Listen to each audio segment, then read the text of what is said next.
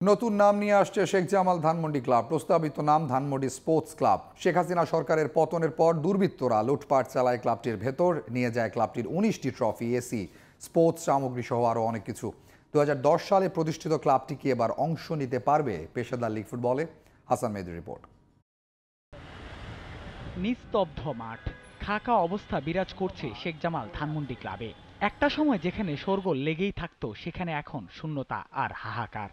নীরব হয়ে যাওয়া ক্লাবটিতে নেই খেলোয়াড়দের ছায়া। 2010 সালে যাত্রা শুরু করা ক্লাবটি এখন হারিয়ে যেতে বসেছে বাংলাদেশের পেশাদার ক্রিকেট আর ফুটবল থেকে। নতুন নাম নিয়ে তারা হাজির হচ্ছে নতুন ভাবে।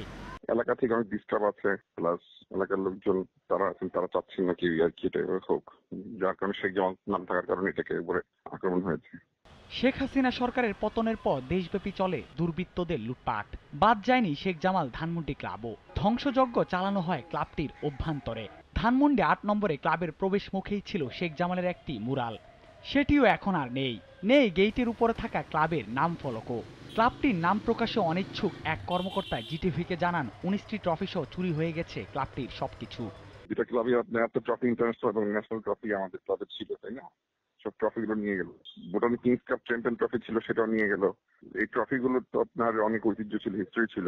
বসুন্ধরার পৃষ্ঠপোষকতায় ক্লাবটি চলেছে এতদিন। ভিন্ন নামে এলে বসুন্ধরার পৃষ্ঠপোষকতা কি থাকবে? অস্তিত্ব না থাকলে ক্রিকেট আর ফুটবলের পেশাদার লিগেও বা খেলবে কি করে শেখ জামাল? নতুন নাম নিয়ে বাংলাদেশে দুটো জনপ্রিয় খেলার সর্বোচ্চ স্তরে অংশ নেওয়ার সুযোগ হয়তো মিলেও যেতে পারে। তবে লিমিটেড কোম্পানি হওয়ায় নাম পরিবর্তনের প্রক্রিয়ায় লেগে যাবে অনেক সময়। এই যদি কিন্তুর মধ্যেই টিকে থাকা বা সংস্কারের পথে থাকা একটি ক্লাব কতটুকুই নিবেদন দেখাতে পারবে ক্রিকেট আর ফুটবলে? এত সব প্রশ্নের ভিড়ে সত্যটা সত্যই রয়ে যাবে। প্রতিষ্ঠার 14তম বছরেই হারিয়ে গেল শেখ জামাল ধানমন্ডি ক্লাব।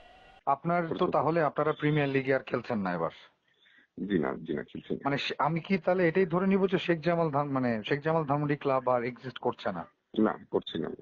হাসান মেহেদী, জিটিভি নিউজ, ঢাকা।